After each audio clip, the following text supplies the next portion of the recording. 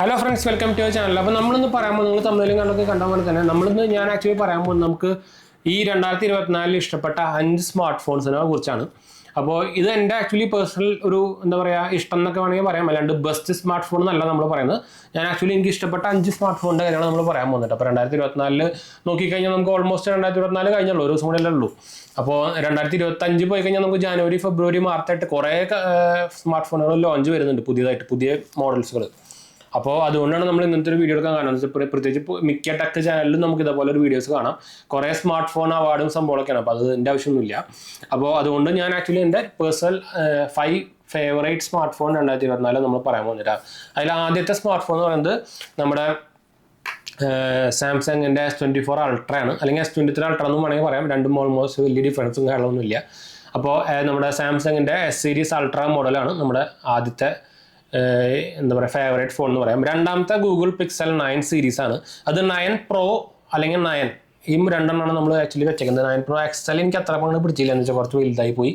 പിന്നെ ഫോൾഡ് വേണ്ട ഭയങ്കര ഓവർ പ്രൈസ് ആണ്. പിന്നെ ഗൂഗിൾ പിക്സൽ ഫോൾഡിനെക്കാട്ടും കുറച്ചുകൂടി നല്ലത് വേറെ ഇഷ്ടം പോലെ ഫോൾഡുകളുണ്ട്. അപ്പോൾ എൻ്റെ ഒരു ലിസ്റ്റിൽ ഒരു ഫോൾഡ് ഉണ്ട്. ഞാനത് റീസെൻ്റ്ലി ഓർഡറും ചെയ്തിട്ടുണ്ട്.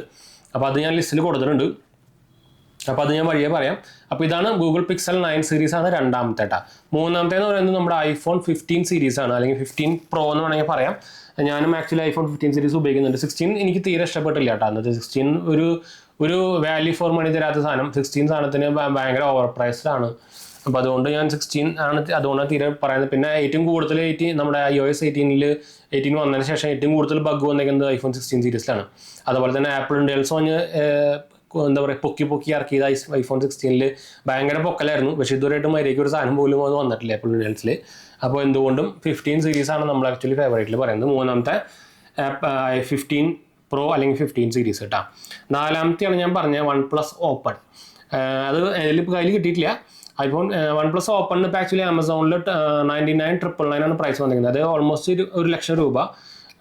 എന്താ പറയുക ചീപ്പസ്റ്റ് ആയിട്ടുള്ള one of the best foldable smart phone എന്ന് പറയാം. നിങ്ങൾക്കറിയും അതിൻ്റെ OnePlus Open 2 ഇപ്പോൾ ഈ അടുത്ത കൊല്ലം തന്നെ ഇപ്പോൾ ഇറങ്ങും. എനിക്ക് പക്ഷേ വലിയ കാര്യമായിട്ടുള്ള എന്തെങ്കിലും കുറച്ച് ഇമ്പ്രൂവ്മെൻറ്റ് വരുത്തുന്നതല്ലാണ്ട് എനിക്ക് വലിയ ഡിഫറൻസ് ഒന്നും വരാൻ സാധ്യത തോന്നുന്നില്ല.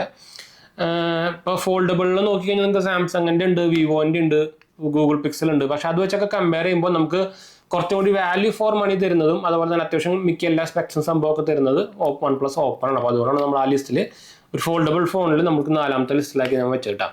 5ാമത്തെയാണ് നമ്മുടെ ലേറ്റസ്റ്റ് ആണെങ്കിൽ Vivo X200 Pro എന്ന സാധനം. ഇപ്പോൾ റീസെൻ്റ് നമ്മൾ അതിൻ്റെ വീഡിയോ കാര്യങ്ങൾ കിട്ടുന്നുണ്ടായിരുന്നു. കിടിലൻ ക്യാമറ, പ്രൈസ് വെച്ച് നോക്കുകയാണെങ്കിലും വലിയ കുഴപ്പമില്ല. പിന്നെ അത്യാവശ്യം ഇപ്പോൾ ഓഫറും കാര്യങ്ങളൊക്കെ വരുന്നുണ്ട്.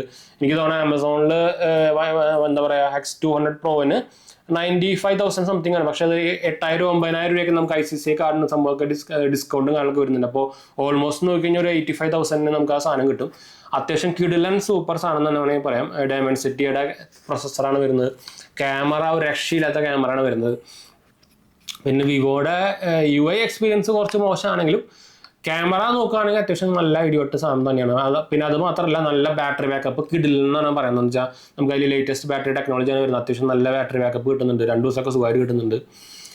പിന്നെ ബാക്കിയെല്ലാം നിങ്ങൾ ചൈനീസ് സ്മാർട്ട് ഫോണിൽ വരുന്ന പോലെ തന്നെ എല്ലാം ഹൈ എൻഡ് സാധനങ്ങളാണല്ലോ, ഫാസ്റ്റ് ചാർജിങ് എല്ലാ സംഭവങ്ങളും വരുന്നുണ്ട്. അപ്പോൾ അതാണ് 5ാമത്തെ. ഞാനും അതും മിക്കതും ചിലപ്പോൾ ഓർഡർ ചെയ്യാൻ ചാൻസ് ഉണ്ട്, ഞാൻ ഒന്നും പറഞ്ഞിട്ടുണ്ടായിരുന്നു.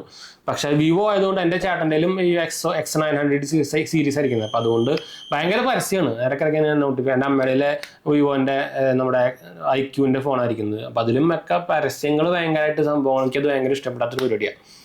അപ്പോൾ അത് മാത്രമേ എനിക്കൊരു ഡൗട്ടുള്ളൂ. പക്ഷേ ക്യാമറയൊക്കെ സൂപ്പറാണ്. അപ്പോൾ അതാണ് ഇങ്ങനെ വെച്ചുകൊണ്ടിരിക്കുന്നത്. പക്ഷേ ആ സാധനം കിടിലൻ ലുക്കാണ് ഉണ്ടായത്. പ്രത്യേകിച്ച് പ്രോ സീരീസാണ് പറയുന്നത്. എനിക്ക് നോർമൽ X200 അത്രയ്ക്ക് അങ്ങോട്ട് പിടിച്ചില്ല. പക്ഷേ 65,000 രൂപയുള്ളൂ. നല്ല പ്രൈസ് ഡിഫറൻസ് വരുന്നുണ്ട്.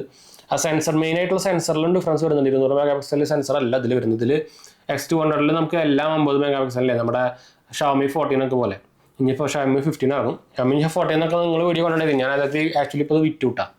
അതുകൊണ്ടാണ് ഞാൻ ഇപ്പോൾ ഇത് കാണാത്തത്. അപ്പോൾ ഇതാണ് 5 സ്മാർട്ട് ഫോൺസ് എനിക്ക് 2024 ഏറ്റവും ഇഷ്ടപ്പെട്ട സംഭവം കേട്ടോ. അപ്പോൾ എന്തായാലും നമുക്ക് വൈൻഡപ്പ് ചെയ്യാം. നമ്മുടെ 2 ചാനൽസ് മാത്രം പോയി കണ്ടുപോകുക, സബ്സ്ക്രൈബ് ചെയ്യുക, സപ്പോർട്ട് ചെയ്യുക, ഫ്രണ്ട്സിലേക്ക് ചെയ്യാൻ വേണ്ടി ഷെയർ ചെയ്യുക. എന്തായാലും സംശയങ്ങളൊക്കെ എൻ്റെ കമൻറ്റ് ചെയ്താൽ മതി. നമ്മുടെ എല്ലാ കമൻറ്റ് പോകുന്നതാണ്. അടുത്ത വീഡിയോ കാണാം.